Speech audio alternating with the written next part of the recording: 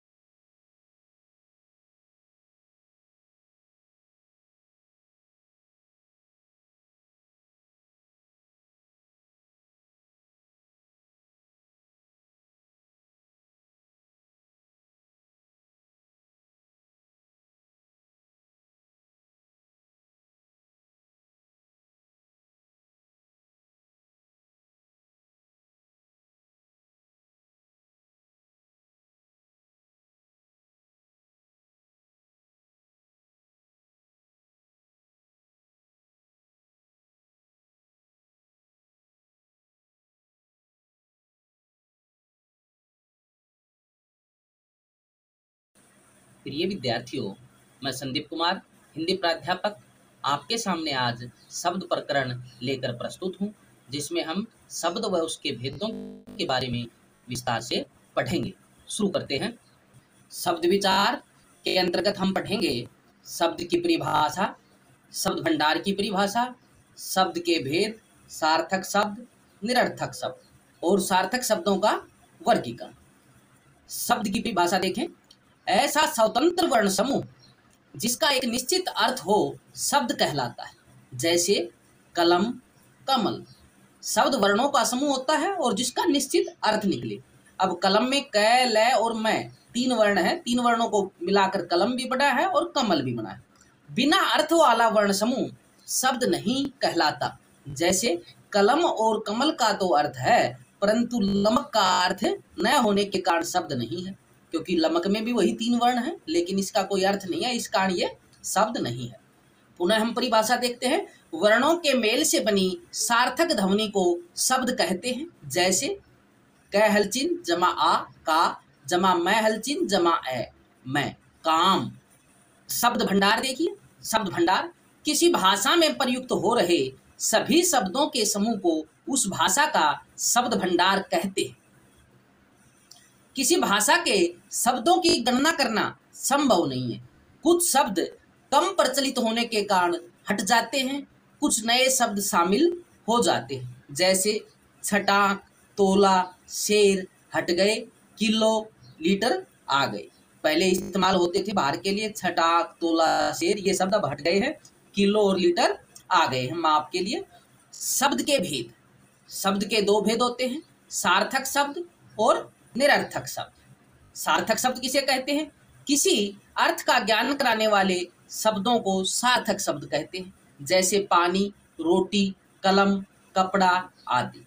निरर्थक शब्द, जिन शब्दों अर्थात ध्वनियों का अपने स्वतंत्र रूप में कोई अर्थ नहीं होता, उन्हें निरर्थक शब्द कहते हैं, जैसे पानी वानी, रोटी वोटी, कलम वलम, कपड़ा वपड़ा आदि। इनमें दूसरे शब्द निरर्थक शब्द हैं। दूसरे का अर्थ वानी, वोटी, वलम और वपड़ा, ये निरर्थक शब्द हैं। ये सार्थक शब्दों के साथ तो आते हैं, लेकिन स्वतंत्र रूप में इनका कोई अर्थ नहीं होता। सार्थक शब्दों का वर्गीकरण। सार्थक शब्दों का वर्गीकरण, तो सार्थक शब्दों के हम भेद भी कह सकते हैं। सार्थक शब्दों का वर्गीकरण किस किस आधार पर किया जाता है? उत्पत्ति, उद्गम, जन्म, स्रोत या इतिहास के आधार पर, व्युत्पत्ति, रचना और बनावट के आधार पर, व्याकरणिक प्रकार्य या विवेचन के आधार पर, अर्थ के आधार पर और प्रयोग के आधार पर। फिर देखो एक बार, सार्थक शब्दों का वर्गीकरण उत्पत्ति के आधार पर, व्युत्पत्ति के आधार पर, व्याकरणिक प्रकार्य के आधार पर, अर्थ के आधार पर, प्रयोग के आधार पर। उत्पत्ति, उद्गम, जन्म, स्रोत या इतिहास के आधार पर शब्द के भेद 5 भेद होते हैं। तत्सम, तद्भव, देशी या देशज, विदेशी या विदेशज और संकर। 5 भेद: तत्सम, तद्भव, देशज, विदेशज और संकर। व्युत्पत्ति, रचना, बनावट के आधार पर शब्द के भेद 2 भेद होते हैं। मूल शब्द या रूढ़ शब्द भी कहते हैं उसे, व्युत्पन्न शब्द। एक तो रूढ़ शब्द, दूसरा व्युत्पन्न शब्द। व्युत्पन्न शब्द के आगे चलकर 2 भेद और होते हैं, यौगिक और योग रूप। यौगिक और योग रूप। व्याकरणिक प्रकार्य के आधार पर शब्द के भेद। व्याकरणिक प्रकार्य के आधार पर शब्द के 2 भेद होते हैं, विकारी और अविकारी। अर्थ के आधार पर शब्द के भेद। अर्थ के आधार पर भी शब्द का वर्गीकरण 2 आधार पर किया जाता है, परंपरागत आधार पर, नए दृष्टिकोण के आधार पर। परंपरागत आधार पर शब्द के वाचक शब्द, लक्षक शब्द और व्यंजक शब्द 3 भेद होते हैं। परंपरागत आधार पर जब शब्द का वर्गीकरण करते हैं तो उसके 3 भेद होते हैं, वाचक शब्द, लक्षक शब्द, व्यंजक शब्द।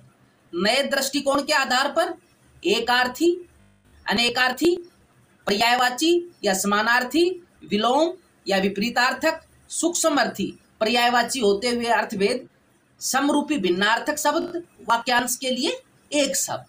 प्रयोग के आधार पर शब्द के भेद 2 भेद होते हैं, सामान्य शब्द, पारिभाषिक या तकनीकी शब्द। इस तरह से ये शब्दों का वर्गीकरण था। शब्द के भेद के बारे में आप अच्छी तरह परिचित हो गए होंगे। अब हम जो शब्द का वर्गीकरण किया गया है, हर भाग को अलग से अगले वीडियो में पढ़ेंगे। धन्यवाद।